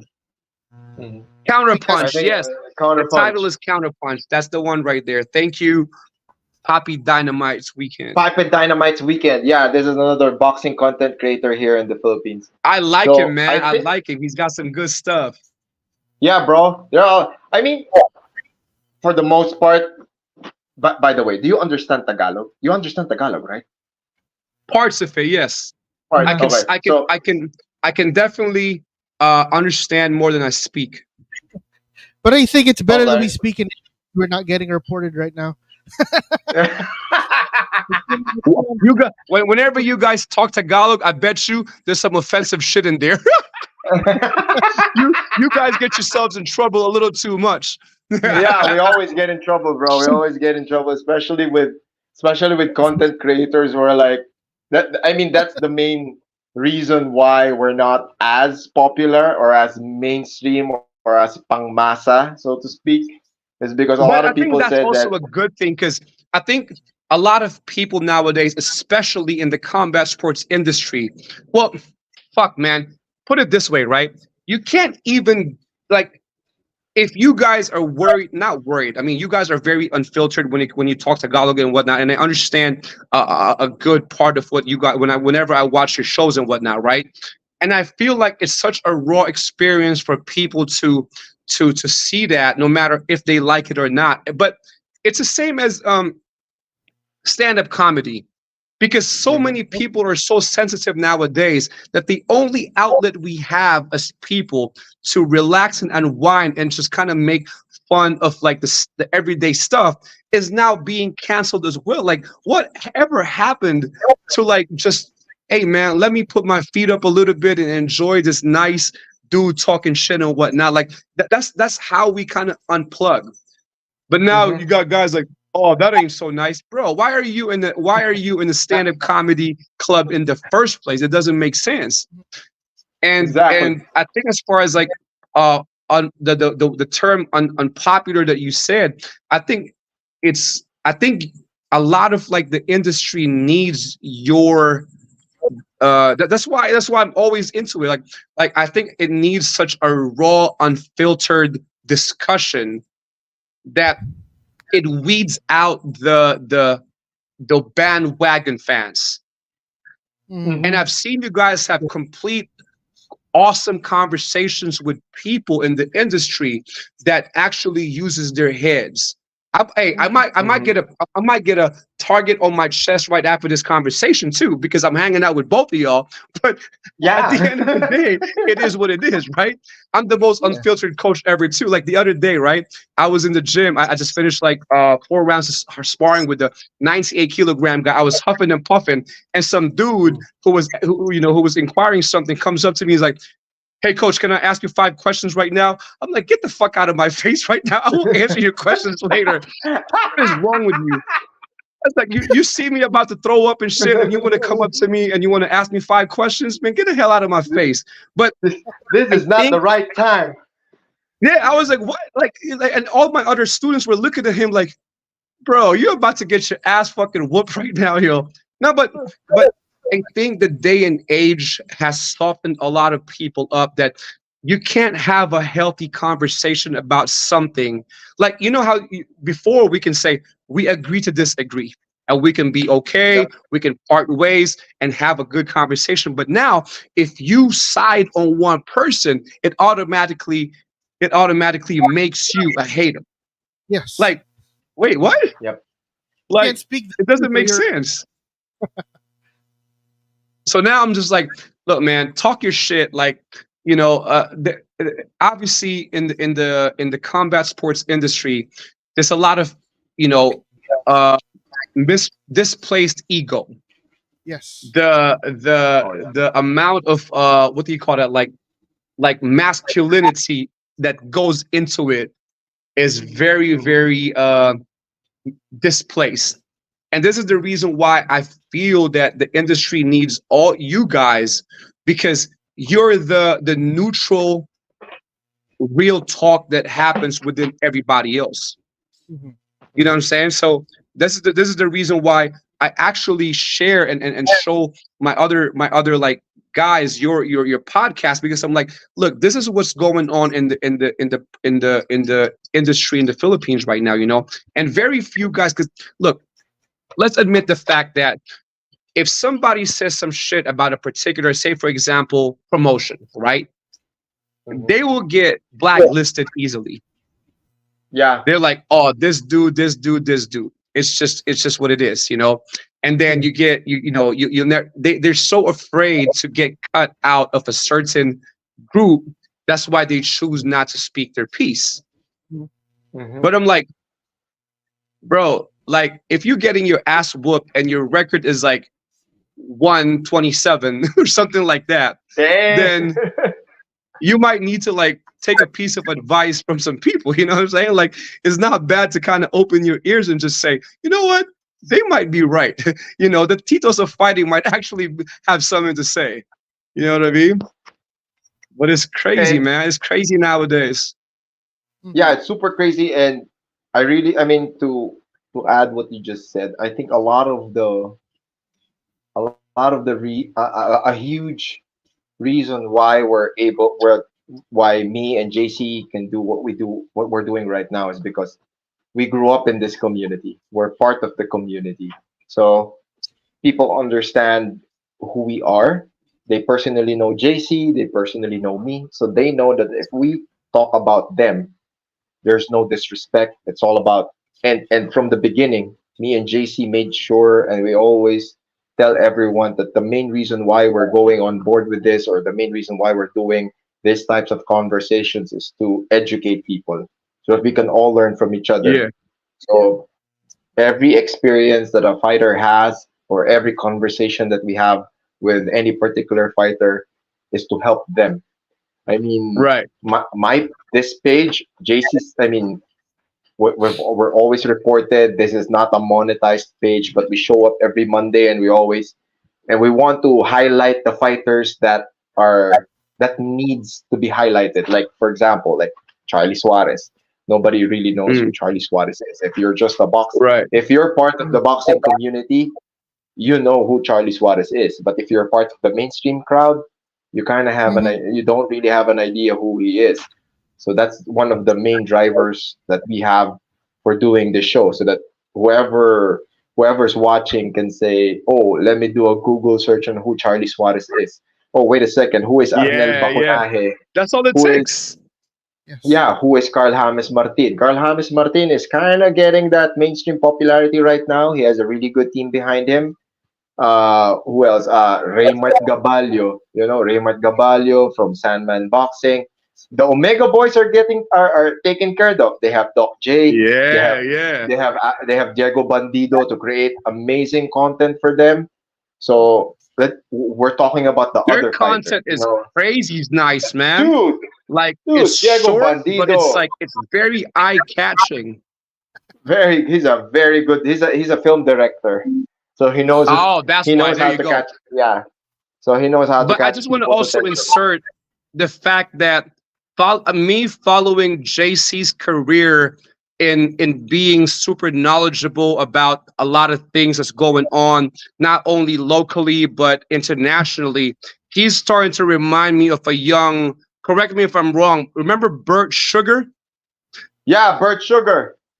Yeah, he's starting to remind me of that, just because like the way he presents talk, he doesn't shy away from like criticisms. He talks the real talk that people need to hear. That young Bird Sugar was like that. That's why he made his name. He's like, he called out fighters and he called out fights that's what it is. But then, I think this generation needs like a JC, because like a lot of them shy away from that conversation. You know what I mean? Like, and I follow him so much. And that's why a lot of the Facebook boxing groups are always connected with JC. They want to make sure that JC is one of the moderators, because JC calls out all the shitty people. I totally agree. 100%. I think it's super healthy, JC. man. Yeah, bro. And you just need somebody also that doesn't get, who has a very I feel like JC's approach on the whole thing is like, he's very neutral. He ain't trying to like argue in a senseless manner. I think every single response that he ever put out there was like, yeah, motherfuckers, that's what it is. And there's no lying about it. Like, and I second that, not because I know him and he's my friend, it's because it makes sense. You know what I mean? I think also if we are actually doing anything wrong in the show, promoters won't get us. I mean, we do boxing commentaries, MMA commentaries locally. So if they think we're doing something wrong, they're not going to hire us. I mean, as a matter of fact, exactly right. Oh, bro, and by the way, like your shift to announcing is dope, man. Like much props, JC. That voice is starting to get in my head. Like that voice is like, okay, all right, it's starting to have a little space in my head, and I'm, how it is when somebody strike you, especially with their voice. Like, you don't even need to see their face. You're just like, all right, he knows exactly what he's talking about. Because a lot of announcers are very one-sided. It could be, but to actually see or hear a person announce with no bias is very refreshing nowadays. It's such I think. No, sorry, go on. Because a lot of the mainstream media guys don't really know fighting. So it's like, that's why it's like taking a basketball guy and make him commentate a boxing match. That was a good punch. That was a good punch. Punching each other. He covered his face. I tell you a funny story. On my last, because we just put out the amateur event again after 6 years of not having it, right? And we kind of worked with a small manpower, because we didn't expect it to blow out that big. It went bigger, like 5 times than we expected. It was very successful, and I was glad to like finally reopen such a memorable amateur platform for a lot of people. But the funny thing is, like, I started announcing like during the half of the cards, and I was like, somebody get the microphone away from me. I need to get checked by somebody. And my wife just looking at me like, yo, give the mic to somebody else, man. Because it was just one of those, because I was expressing my realest emotions during the fight. And I started realizing, like, yeah, no, stick to coaching. Yeah, gotta be somebody else. It was way too raw. I was like, there should be a good line between honesty and being neutral, and just like, yo, you can never ever do that on national television, because there's gonna be a lot of bleeps. Somebody Prem from Fairtex, when one championship was coming to Lumpia the first time, he calls me and he's like, yo, man, do you want to be an announcer? Because you know everything about MMA, this and that. I'm like, no, I have to turn that job down. It's good pay. I'm like, no. I'm like, because I was like, wow, you asking me, you're like the managing director of one championship in Thailand, this and that. And because I have a good relationship with him, and he asked me, he's like, oh, I like the way you talk, this and that. But I'm like, bro, you hear the way I talk on a daily basis, right? That's exactly what I don't have a business voice. This is not for national television. Like, hey, how's it going? Good afternoon. may I take your order type of thing, right? I don't have that, unfortunately. Like, I talk the same way I talk this way. Listen, man, that is a very generous offer and I appreciate it, but I gotta tell you, I gotta turn that job down. Let's leave that to the experts, you know what I'm saying?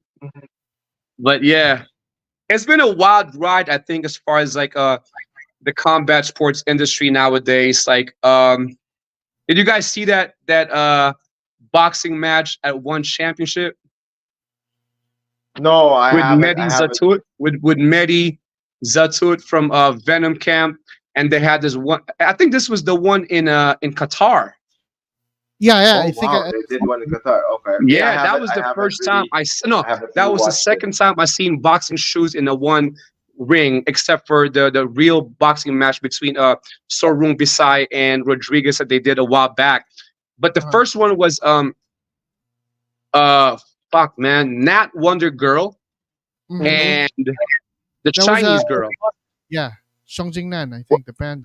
Yeah, when they had the special rules where it's Yeah. only boxing, but with 4-ounce gloves or we're spinning back fist. So you couldn't really consider it as boxing. But the first official boxing match was Mehdi Zatut and a 9-0 prospect from Qatar, which I was Uh-huh. like, I'm like, no wonder why boxing will never be in fucking one championship. The shit that they showed, I'm like, bro, you got to get real boxers. I even Mhm. messaged Chatri about that. I said, look, don't just get one of your people that's already a one, put up some real boxers in there. And Yep. after that fight, bro, I seriously lost hope. I'm like, you know what? Maybe it's just not something that will happen anytime soon. I guess the intention was nice, but the application was just bad. Yeah, The execution. Yeah, the exactly. I execution. think the Yes. execution was definitely not up to par to what a lot of people expected. Well, I was gonna go give a JC. segue. The reason Go why I go go go mentioned go about go. the other opportunities was because had you gone here this week, we were also gonna invite you in this local new boxing promotion here Mm-hmm. in so it's the Sagupa ng Kamao pro boxing event. Franco Bro, and you I know what's crazy? I actually want, before I go there the next time, it's definitely in the plans now. I really want to see a local boxing show. It's funny that you said that because I was going to ask all of you guys if there's anything going on at that time. And I really want to see, like, how it is. Because I've been watching a lot of the local fights out there, with the Allure promotions and the Combati boys and whatnot. Even MMA, man. Bro, I don't even mind. Like I still bro, enjoy when myself you're a very good here, MMA right? fight. When everything's ironed out and you're here, bro, let's go. Well, let's go to local events. If you want to go train, let's train. You have a lot of gyms to go around here, and they'd be more than happy to have you over. You can hop onto our gym, and then we could definitely train. And then if there's any Oh, local I'm event, down, man. boxing or Like MMA, let's go. We're gonna go there. for sure, man. I'm definitely down. So I will definitely like let you guys know what's up as soon as everything's ironed out. Like, man, it's been back to back with me. So the mom thing happened, and I got sick for 2.5 weeks, and then it's just, I mean, it's not all bad, but it's just back to back, schedules and whatnot. Now my mom's getting better, so this whole trip is looking a little bit better as well. JC, I'm about to go there again during rainy season. But I told JC the next time I'm there, I'm actually sending him a car. Him, you, and Car. I'm gonna send you all a Yeah. car just to make sure that I get to see you boys. But yeah, man, it's just all timing really. I think it's just a matter of like, but it's also good because you know, if I went there while this mom thing was going on, I don't think I'll be mentally Yeah. like yeah. Yeah. there for and I don't want that. Like I always want to be 100% when I'm giving out seminars. And believe it or not, man, up until now, I still get a lot of messages like, "Oh, coach, I thought you was coming over here on May, this and that." But that's the reason why I stopped promoting. And I got another Mhm. gig actually at it's a Ribeiro gym. It's Yeah. in what was that? Hey, JC, weren't you the one who referred that gym to me? In Yeah. Makati. It's in Marikina. Yeah, yeah. Marikina, yeah. Yeah. That one. And then I had Earl in Yeah, Cavite. Yeah. So I was supposed to do that over there too. Hey, but you know what? I mean, it's not a cancellation. It's just a matter of like rescheduling and putting things together. That's it. And Yep. yeah, man. Hopefully that I get to see you boys this time and everybody. Because hey, what was that? Earl was like, "Yo, man, you can't miss Cavite food in Cavite. Oh yeah. Yeah. We will. That mm, Earl's It's good. got you hooked up. All right. It's good. It's good. Yeah, You that's got. good. Got. That's good. Got. Oh. ay, Wala. Hey, what do you want? You know what I'm saying? You want to shop a little bit? She's like, nah, I just want to eat. I just want to taste the food. She's so into Filipino food. And yeah, man. Hey, you know, the listen, I'm And air, then about to run out of battery, I think, but I got about yeah, 4% right bro. now. Hey, bro. One last question. I'm pretty sure Yeah, this is go ahead. something that everyone who's watching and listening can benefit from. Uh, so we've heard the stories about being a coach and then dealing with fighters, but on the business side, and I'm really sure you can put a lot of lessons for everyone who's watching right now. For everyone who's running a gym, planning to run a gym, what's like the top advice that you can give to everyone who's planning to I get into this business? I got that in the bag, man. I'll tell you something. The most honest to goodness advice I will ever give to those group of people that you just said is do not shortcut anything. mhm, Don't fucking skip that progression ladder. You need to experience the highs and lows of the business. Stop having people live in your head rent free. Hmm. That's second, because the moment you start taking all these criticisms to heart, you're gonna have a problem. You need to develop somehow a heart of steel and a mind that's very open to criticism, but at the same time not having to respond to all of them. And I think you just got to stay true. I mean, opening a gym now has become a what do you call that? Like a fashion like statement at some point, just because they got money, they build up gyms and whatnot. But I'm like, nah, man, it takes more than that. If you're yeah, the owner, you got to be the face of your gym. They got to understand what the values are that you're trying to present to the public. mhm, It's not just like, hey, let me take your money, your membership, and then you're out of the door. Nah, man, 17 years in, and I'm still very, very hands on with our business. I still spar with the fighters. I get my ass kicked. It doesn't matter to me. Like I show up, like I think you just got to show up every day. A lot of people don't understand that anymore. yeah. You got to show up. You got to show up. And Oh with shit. that, Coach Jr. I think he's getting cut off, but Coach Jr. Thank you so much for the time. Thank you so much for all the lessons, and we appreciate your time. We appreciate everything that you shared. I think he's getting cut off. So, teka, alisin na natin si Coach JR. Nawala na ata. Naputol na. Then pwede na tayo Ayan, ma-report. ayan. Tagalog Pwede na na ulit. tayo ma-report ulit. Magtatagalog na tayo ulit. But yeah, that was a Teka. very, very great conversation. Kita nyo naman, hindi na kami nag-announce, may guest. And that was a very free-flowing conversation. Parang ang titos of fighting na din si Coach JR niyan. Sa nangyari. Parang special guest co-host hindi guest eh. Wait, ayan na. Balik natin. Ayun.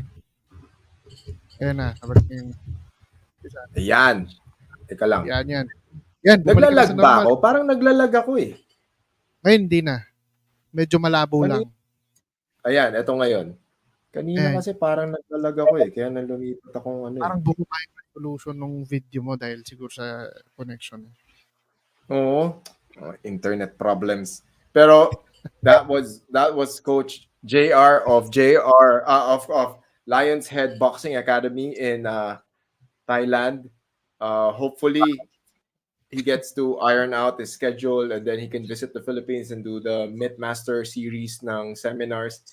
A lot of definitely balak namin dyan. Kain, training, tsaka podcast. So, Face to face. sa yung Cavite niya, maraming pagkain. Yung Marikina niya, ila Coach Lester, Yung mismong kalye na yun, puro restaurant na masasarap.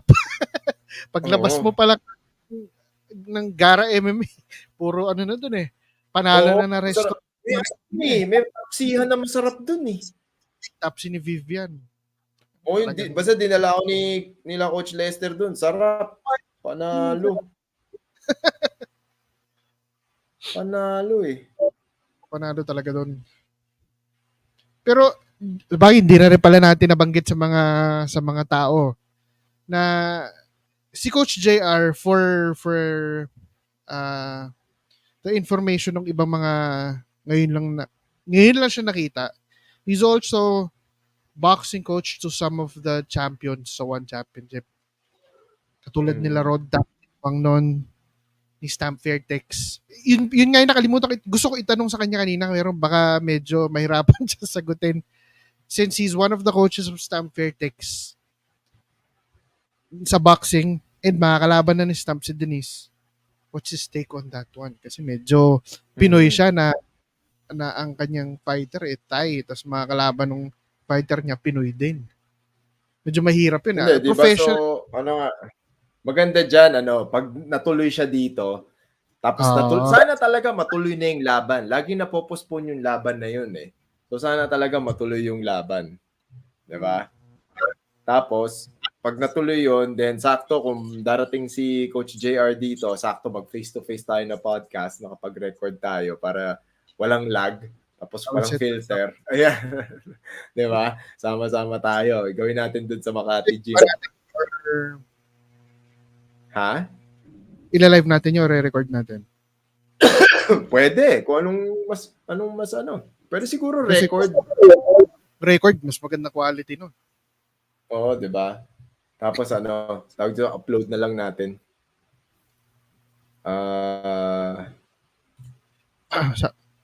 Actually, kapag ang yung Pilipino, Thailand, nagte-train sila doon nagko-compete. Meron tayo niyan. Mm-hmm.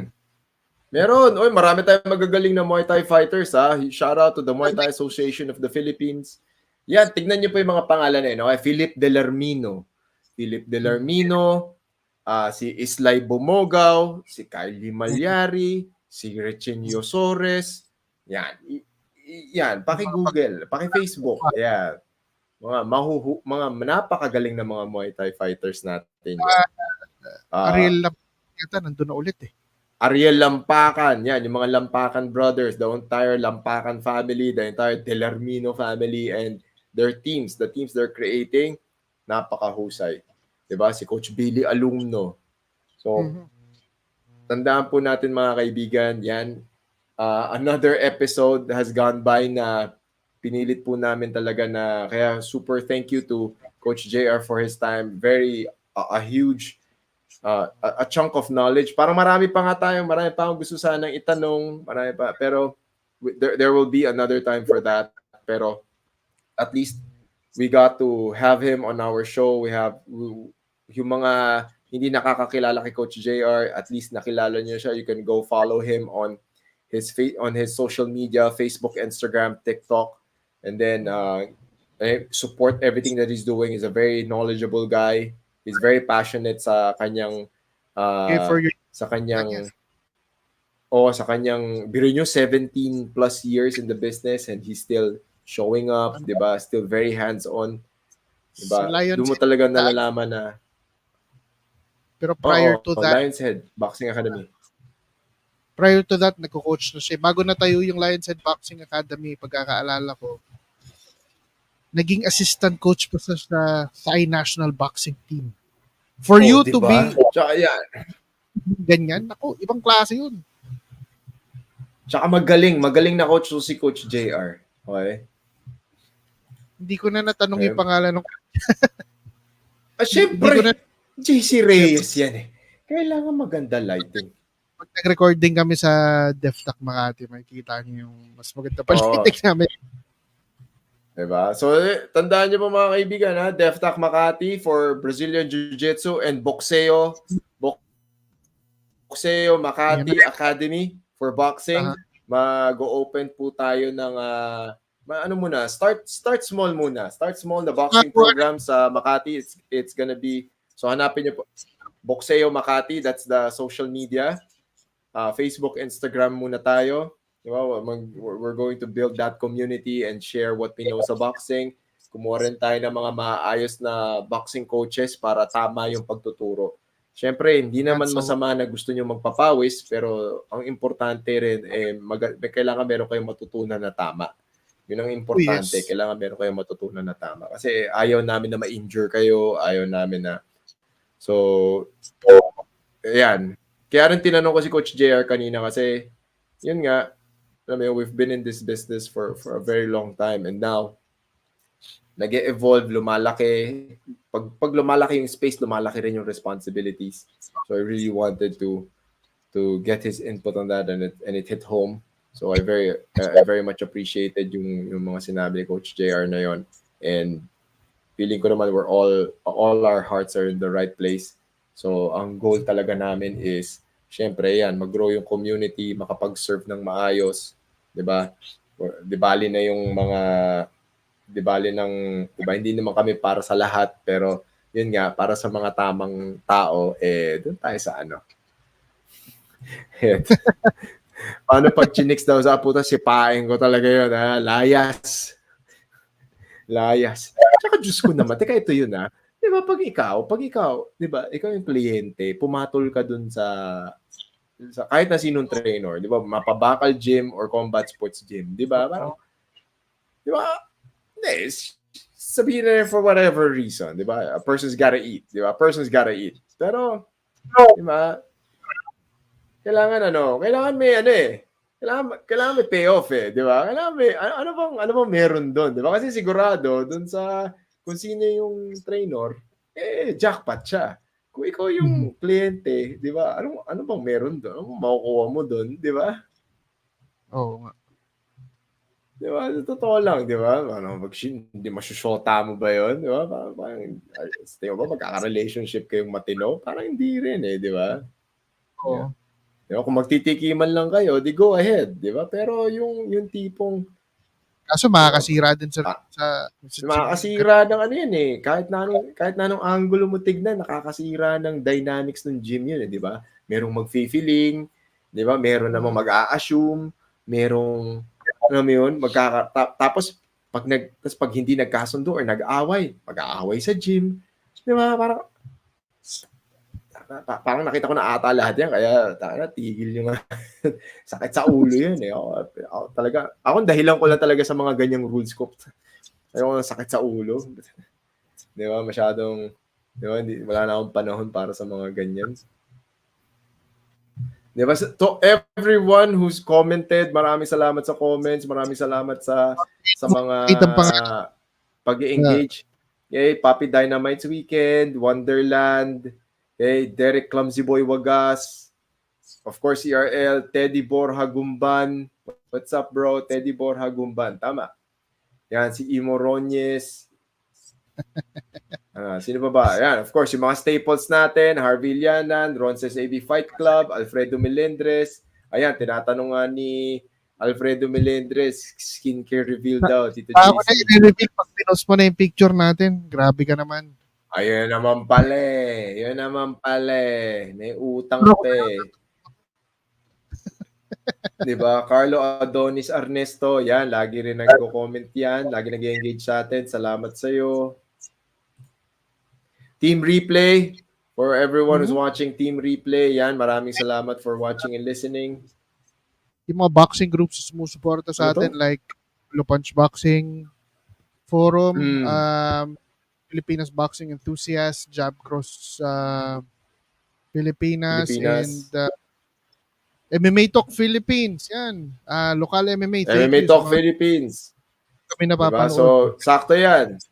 Saktong yan. Yung sinabi ni JC kanina, May 11, sagupa ng Kamao sa Antipolo by Grounded Pound Promotions. So, kita-kita po tayo dyan. Taka nga. Asan yung ano na yun? Yung fight poster na yun. Teka. Dito yun Ayan. GNP Promotions. Okay. Antipolo Maytime Festival presents Sagupa ng Kamao Pro Boxing Event May 11, 5 p.m. at the Sumulong Park, Barangay San Roque, Antipolo City. Ayan. So, ito po ang kanilang poster. Si-share namin to. So, kita-kita po tayo dito. May 11. So, this Saturday na yan. So, Saturday. kikita-kita tayo nila, nila Tito JC. Okay? Mhm. Everybody, it's been another Real life. Monday. Very productive. Oo, real life boxing event po yan. Okay? Maraming salamat po sa lahat ng nanonood at nakikinig. Thank you so much again to Coach Jayr for his time. Thank you everybody for watching and listening. Please follow the JC Reyes on Facebook, Instagram, TikTok. I'm also on social media. Just type in Coach Franco Rulloda, Facebook, Instagram, TikTok, and YouTube. And that's it, everybody. We will see you guys next week. Right? Next Monday for another edition of Combat Sports Weekly Live. Thank you Bye-bye. very much sa lahat. Thank you. Bye.